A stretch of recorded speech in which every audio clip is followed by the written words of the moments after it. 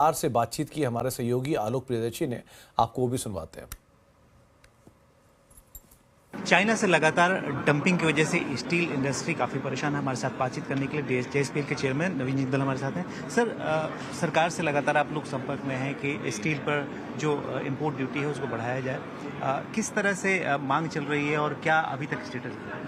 देखिए, हमारी मांग है क्योंकि कुछ देश चाइना, कोरिया, वियतनाम, जापान से भी बहुत अधिक मात्रा में पहले के मुकाबले बहुत अधिक मात्रा में स्टील का आयात हो रहा है। और वो जो आयात हो रहा है वो बहुत कम दामों पर हो रहा है। ये सभी कंट्रीज़, इनके अंदर जो कंपनियां हैं वो अपने घरेलू बाज़ार को बचा के रखने के लिए वहाँ तो महंगा बेचते हैं, और जो सस्ता माल है, सस्ता माल को वहाँ वो इंडिया में डंपिंग कर रहे हैं, जिससे कि हमारे देश के उद्योगों को बहुत नुकसान हो रहा है। अगर हम अपने देश के स्टील उद्योग की बात करें, तो हमारे देश के स्टील उद्योग जो है वो लाखों लोगों को रोज़गार दे रहे हैं।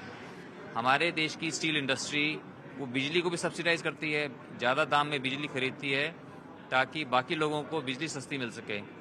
रेलवे के भाड़े हम ज़्यादा पे करते हैं ताकि पैसेंजर्स को क्रॉस सब्सिडाइज किया जा सके।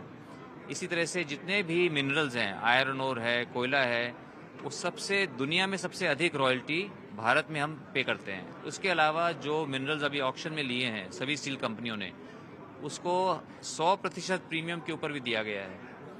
तो इसलिए, और इनकम टैक्स, अगर कमाई होती है तो हमारी कंपनियां इनकम टैक्स भी देती है।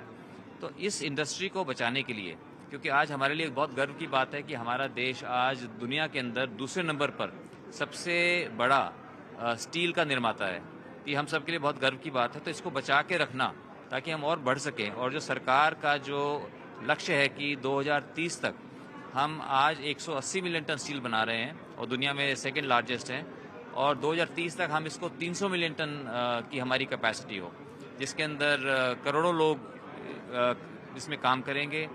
और पूरे देश को बनाने के लिए, पूरे देश को विकसित भारत बनाने के लिए उसके अंदर स्टील की एक बहुत अहम भूमिका है।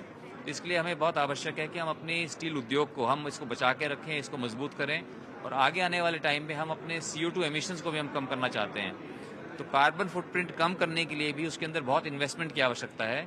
तो अगर कंपनियां कमाएंगी तभी वो उसमें इन्वेस्ट कर सकती है। इसलिए बहुत आवश्यक है कि हम स्टील इंडस्ट्री जो हमारी बहुत मजबूत है, हम बहुत एफिशिएंट प्लेयर्स हैं, इसको अनहेल्दी कंपटीशन से हम बचाएं।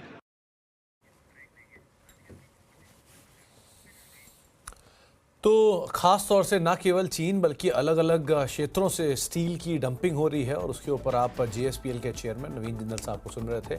किस तरह से एक इम्पैक्ट इंडियन स्टील इंडस्ट्री के ऊपर होता हुआ दिखाई पड़ रहा है। एक ब्रेक का वक्त।